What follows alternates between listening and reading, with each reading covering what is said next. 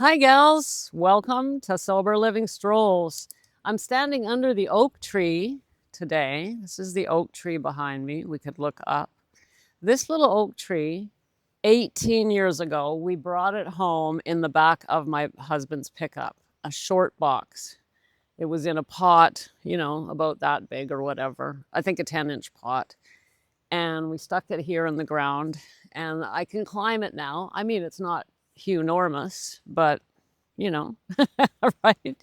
And it's going tall and it's so beautiful. And you know what they say about planting a tree, right? Best time to plant a tree was 20 years ago, and the second best time is right now. Right. Why am I talking about trees? Well, you can probably guess.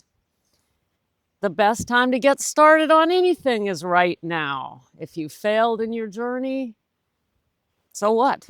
Today's a brand new day. One of the biggest things that holds us back is yesterday.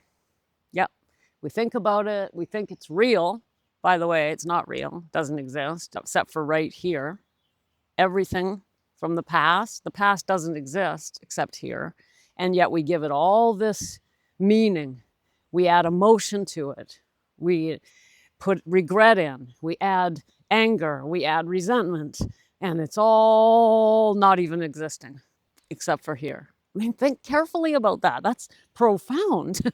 We let something that doesn't exist drastically affect our lives. Now, don't get me wrong. I'm fully aware of the fact that remembering the past and having emotions from the past is very real and affects us in a very profound way.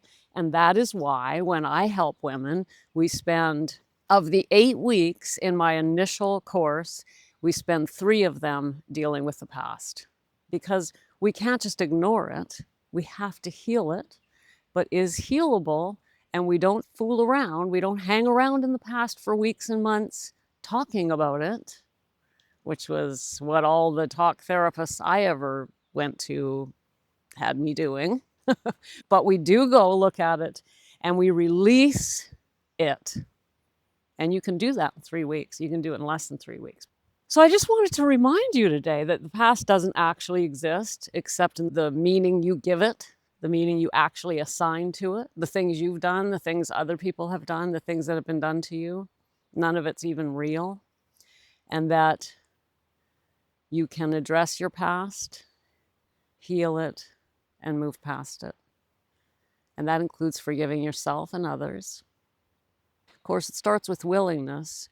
Often when I say forgiving ourselves and others, there's resistance. Becca, I don't want to forgive him. Do you have any idea what he did to me? That's a problem, but we know how to deal with that as well. Okay, I know where you're going with this. I know. But we do. We need to release it, and it begins with willingness. We need to be willing to say, all right, you know what? What happened to me was horrible, but I need to let it go because I want my life back. It doesn't mean that whatever was done to us, it doesn't mean that it was right. We're not letting anyone off the proverbial hook. We're freeing ourselves. So if you haven't planted this tree, today is the day to start. Not tomorrow, not tomorrow, today. I know you're over 40. You could be a lot older than that. Do you have any more time to waste?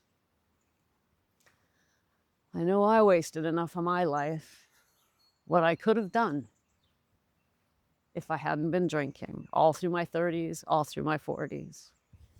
But I did, and it's what got me here today talking to you. So it was worth it.